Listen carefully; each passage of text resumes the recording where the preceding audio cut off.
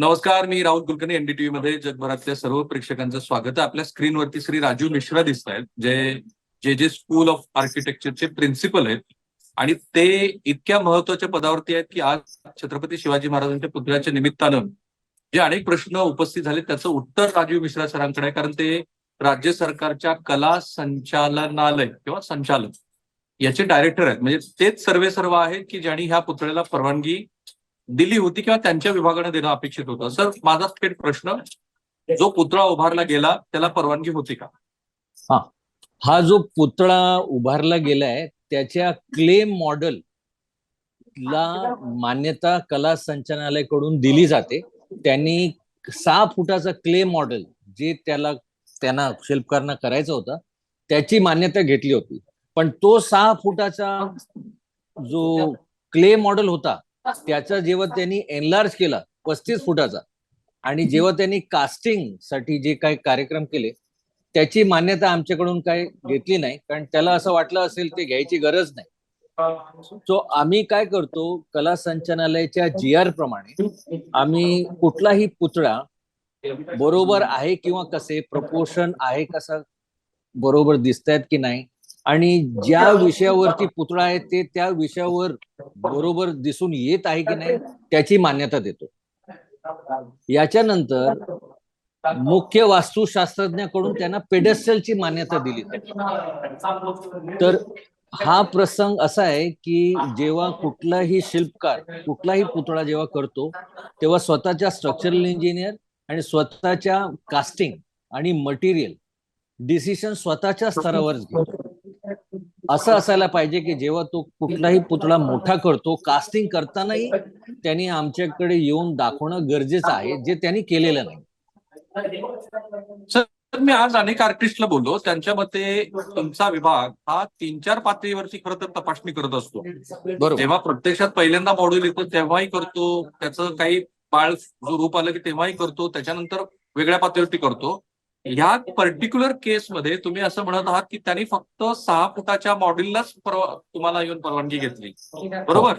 बरोबर. आता मला 2 प्रश्न पडतात. यात राज्य सरकार, केंद्र सरकार आणि तो कलाकार एवढी मंडळी इन्व्हॉल्व्ह आहे आणि आपला नेहमी यापैकी कुणी परवानगी घेणं अपेक्षित होतं? कुणावरती ही अल्टिमेट जबाबदारी की आज जो डिझास्टर झालाय त्याची? शिल्पकार जे असतात सर, जेव्हा ते कुठलंही काम घेतात तेव्हा ते निष्काळजीपणाने रेस्पॉन्सिबिलिटी घेऊन काम करतात. जेव्हा जेव्हा त्यांना कुठलीही अडचण असते तेव्हा कला संचालनालयाचे आमचे एक्सपर्ट नेहमी उपस्थित असतात. पण मला असं वाटतं यावेळी जेव्हा शिल्पकारने हे काम केलं ते काम करताना त्यांनी उचित व योग्य समजलं नाही की त्यांनी आमच्याकडे येऊन परत हे बरोबर झालंय की नाही त्याच्याबद्दल माहिती घ्यावी. ते फक्त 6 फुटाचं असताना मॉडेलचं त्यांनी ते आमच्याकडून मान्यता घेतली आणि नंतर त्यांनी स्वतःच्या स्तरावर कास्टिंग कसं करायचा, कुठला मेटल घ्यायचा, त्यांनी त्या स्वतःच्या जबाबदारीवर ते निर्णय घेतला आणि ते आम्हाला दाखवणं गरजेचं होतं. हो, राईट. पण याच्यामध्ये आपला नेव्ही इन्व्हॉल्व्ह आहे. नेव्हीनी पण तुम्हाला अप्रोच व्हायला पाहिजे होतं, कारण मी जे बघतोय सिंधुदुर्ग मध्ये त्यांनी पहिली जी जागा आयडेंटिफाय केली ती पण नेव्हीने केली. प्रत्यक्ष इन्स्टॉलेशन नेव्हीच आहे. सो कलाकार तर नंतर, आधी तर नेव्ही. नेव्हीने कदाचित हे फंड केलं असेल त्यांच्या स्तरावर. मला वाटतं त्यांनी जागा दिली असेल, हे मला माहित नाही, एवढे डिटेल्स मला माहित नाही, कारण खूप वर्ष 1 वर्ष अगोदरची गोष्ट आहे. माझ्याकडे आता तर पत्र नाही बघायला. पण मला असं वाटतं की नेव्हीने पण अशा कलाकारांना नियुक्त करायला पाहिजे जे योग्य असतात आणि ज्यांना एक्सपिरियन्स आहे. मला असं वाटतं या कलाकाराला कमी एक्सपिरियन्स असेल आणि त्यामुळे त्याला हे सांभाळून घेता आलं नाही. तुमच्याकडे जर हे आलं असतं पुढच्या परवानगीला आणि तुमच्या हे लक्षात आलं असतं की हा कलाकार अनुभवी आहे, हा काहीतरी 3D प्रिंट काढतोय, कमी कालावधीमध्ये हे करतोय, तर तुम्ही त्याला परवानगी दिली असती का? नाही, अजिबात नाही. आम्ही जे स्कूल ऑफ आर्ट मध्ये जेव्हा कुठलाही शासनाची शिल्पच्या गरज असतात आणि जे स्कूल आर्ट जेव्हा अशी कुठलीही कार्य घेते तेव्हा आमच्याकडे एक पद्धत आहे, आम्ही एक समिती करतो, त्याच्यात 3-4 कलाकार असतात, त्याचं मॉडेल तयार करून त्याची मान्यता घेतो आणि त्याप्रमाणे वेळोवेळी ज्या शिल्पकारला हे जबाबदारी दिली जाते त्याच्याकडे दर 3 महिन्याने, दर 6 महिन्याने त्याचा प्रोग्रेस कसा आहे ते बघतो त्याची परिस्थिती कशी आहे ते बघतो आणि फायनल इन्स्टॉलेशन करण्याच्या अगोदर ते बरोबर आहे किंवा नाही त्याची खात्री घेतो. या सगळ्या प्रक्रियेमध्ये अगदी तपशीलवार सांगा, आता ही घटना घडल्यानंतर तुम्हाला कुठे कुठे नियमांचं उल्लंघन झालं आहे असं दिसतं आहे? मला असं वाटतं की पहिला जो नियम होता की जे आमच्याकडून त्यांनी मान्यता घ्यावी ते त्यांनी घेतली. त्याच्यानंतर जेव्हा त्यांनी काम सुरू केलं असेल आणि कास्टिंगला सुरुवात केली असेल, ते वेळोवेळी त्यांनी जर आम्हाला दाखवलं असता तर ही दुर्घटना टळली असती. कारण आमच्याकडे 4-5 एक्सपर्ट असतात, ते नेहमी जाऊन बघत असतात आणि त्याच्यात इम्प्रुव्हमेंट सांगत असतात. तर मला असं वाटतं की यावेळी कलाकारांना तसला वाटलं नसेल आणि त्याला कमीत वेळीत हे पूर्ण करून द्यायचं असेल असं मला वाटतं.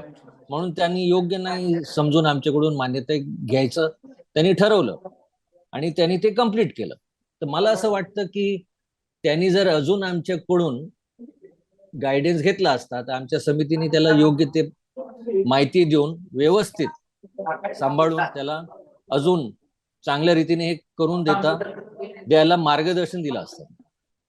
ओके सर, मला आता 2 प्रश्न पडतात, ते नकारात्मक आहेत तुमच्या दृष्टीनं. पहिला, आता ही घटना उघडकीस आल्यानंतर आपल्यावरती हे अंगलट येऊ नये म्हणून तुम्ही आता अशी भूमिका घेत आहात असं जर कोणी म्हटलं तर काय वाव आहे म्हणजे प्रेक्षकाने? आणि दुसरा प्रश्न, समजा विरोधी पक्ष असं म्हणाले की आता राज्य सरकारला स्वतःची कातडी वाचवायची आहे म्हणून ते मिश्रा सरांना सांगतायत की तुम्ही तुमची बाजू मांडा, तर?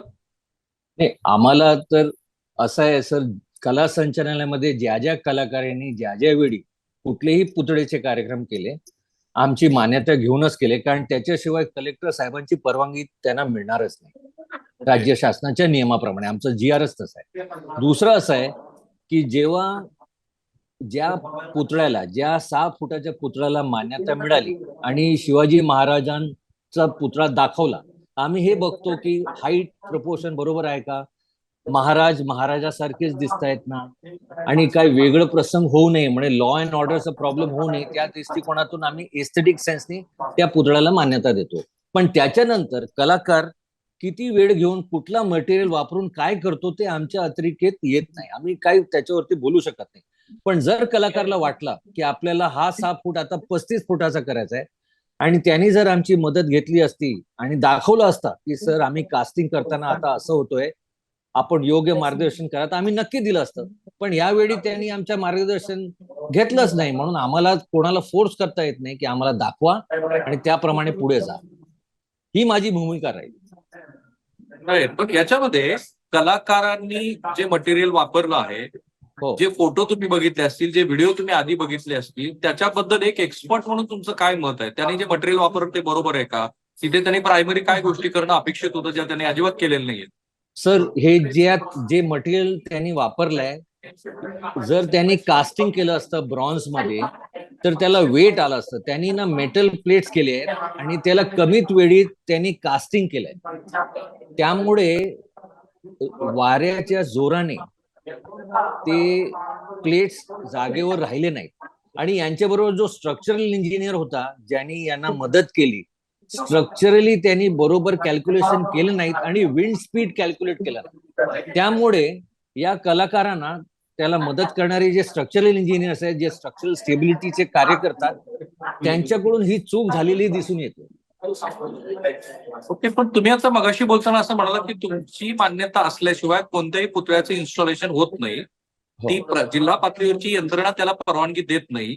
या केसमध्ये तर तुमची अजिबात मान्यता नाहीये. मग ह्याला फक्त तो कलाकारच कसा जबाबदार आहे? याच्यामध्ये जिल्हाधिकारी पण जबाबदार आहे, त्याच्यामध्ये SP पण नाही, जबाबदार आहे, सार्वजनिक बांधकाम विभागाची मंडळी पण जबाबदार आहे. नाही सर, हे जे पुतळा असतो ना सर, पुतळ्याचे जे मटेरियल आहेत त्याचे सगळे अधिकार ते शिल्पकारकडेच असतात. तो कुठला मेटल घेतो, कुठल्या साईजचा मेटल घेतो, तो कसा कास्टिंग करतो, तो फक्त शिल्पकारच निर्णय घेतो. त्याला मदत घेताना एक स्ट्रक्चरल इंजिनियर लागतो. कारण 35 फुटाचा जर हा पुतळा असेल तर त्याच्यावरती कुठले परिणाम होऊ नये म्हणून तो कॉस्ट कॅल्क्युलेट करतो, वेट कॅल्क्युलेट करतो, कास्टिंग कॅल्क्युलेट करतो, जॉइनरी कॅल्क्युलेट करतो आणि त्याला जे मदत करणारी यंत्रणा असते तो स्वतःच आणतो आणि उभा करतो.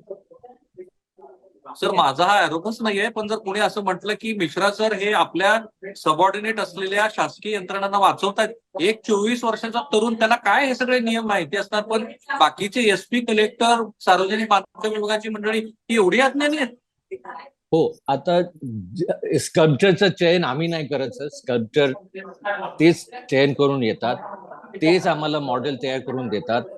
आमच्याकडून फक्त शिवाजी महाराज, छत्रपती शिवाजी महाराज, छत्रपती शिवाजी महाराज सारखेच दिसत आहेत की नाही ते विचारून घेतात आणि स्वतःच निर्णय घेऊन ठरवतात की आता त्यांना किती फुटाचा पाहिजे आणि त्यांना किती मोठा पाहिजे आणि ते कास्टिंग कसं करतील. मला असं वाटतं जर त्यांनी कास्टिंग करताना आमची मदत घेतली असती तर हे टाळता आलं असतं, असं माझं मत आहे. राईट. जेव्हा तुम्ही ते फोटोग्राफ्स बघितले आणि नंतरची गोष्टी बघितली, ते तुम्हाला वाटलं का हे शिवाजी महाराज आहेत म्हणून? हो, 6 फुटाचा जेव्हा त्यांनी मॉडेल दाखवला, क्ले मॉडेल असतो sir, that is in clay, that is not in metal. Clay model मध्ये त्यांचे आम्ही रूपरेषा बघतो, त्यांचा फेस बघतो, त्यांच्यावरच्या मुकुट बघतो आणि जे भाव आहे छत्रपती शिवाजी महाराज ते बरोबर त्याप्रमाणे त्यांनी दाखवलंय की नाही, दर्शवलंय की नाही ते बघितलं जातं. आणि आमची पण एक कमिटी असती, 3 कलाकार असतात त्याच्यामध्ये. आमचे डीन असतात जे स्कूल ऑफ आर्टचे, एक शिल्पकार असतात, तेच बघून ते ठरवतात. पण ते झालं 6 फुटाच्या क्ले मॉडेल बद्दल. हो. प्रत्यक्षामध्ये जे इन्स्टॉलेशन झालं ते शिवाजी महाराज होते. हा, आता नाही ते त्याच्याबद्दल आमच्याकडे कोणी आलंच नाही दाखवायला की हे आता असं आम्ही करतोय, हे परत बघावे. ज्याला आपण मान्यता दिली आहे 6 फुटाच्या मॉडेलला, ते आता आम्ही असं केलंय, हे जर आपण बघून घेतलं तर चांगलं होईल, असं आम्हाला कोणी विचारायला आलं नाही. नाही, कला पण नंतर संचालक आता जे फोटोग्राफ्स आले, आता जे हा. व्हिडिओ आले ते बघून तुम्हाला काय वाटतं? नाही, ते शिवाजी आता महाराज होते? हो, आता त्या मॉडेलचाच रेप्लिका होता, ते बरोबर आहे. मॉडेल प्रमाणेच त्यांनी ते केलंय, कारण त्याच्याशिवाय त्याला ते करताच आलं नसतं. तुम्ही फेशियल एक्सप्रेशन म्हणताय का?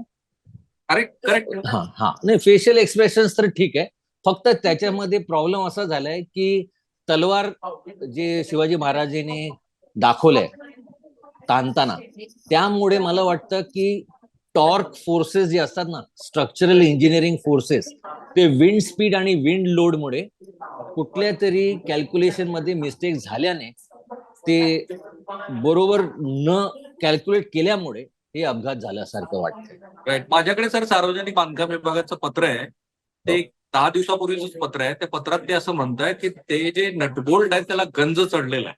हो. इमॅजिन करा की गेल्या वर्षी जून मध्ये ज्या पुतळ्याचं काम सुरू झालं, या वर्षी जून मध्ये इन्स्टॉलेशन झालं, तर ते जे मटेरियल होतं ते इतकं खराब होतं की ते लगोलग गंजलं. हो, हे असं होणं अपेक्षित होतं? नाही नाही, हे तर चुकीचं आहे सर, असं होणं अजिबात अपेक्षित नाही. पण जर या शिल्पकारने हे करताना, काम करताना जर आमच्या एक्सपर्ट शिल्पकारांना दाखवलं असतं तर आम्ही नक्कीच त्याला मार्गदर्शन करून व्यवस्थित सूचना दिली असती, पण हे त्यांच्याकडून झालं नाही आणि म्हणून आम्हाला याच्यावरती काय बोलता येत. सर मला कमाल वाटते आहे आणि मी तुमच्या पदाचा, तुमच्या अनुभवाचा पूर्ण सन्मान ठेवतो, पण केवळ एका कलाकाराला दोष देऊन कसं चालेल? तिथे जिल्हाधिकारी आहेत, एसपी आहेत, सार्वजनिक बांधकाम नाही, विभागाची मंडळी आहेत. नाही, परवानगी जिल्हाधिकारीच देतात कुठल्याही पुतळ्याला. हा. आमची फक्त पुतळा बरोबर आहे की नाही दृष्टिकोनातून, एस्थेटिकच्या दृष्टीने तेच विचारलं जातं. त्याच्या खाली जो पेडस्टल असतो त्याची मान्यता मुख्य वास्तुशास्त्रज्ञ पीडब्ल्यूडीच देतं, जेणेकरून काय प्रॉब्लेम होऊ नये.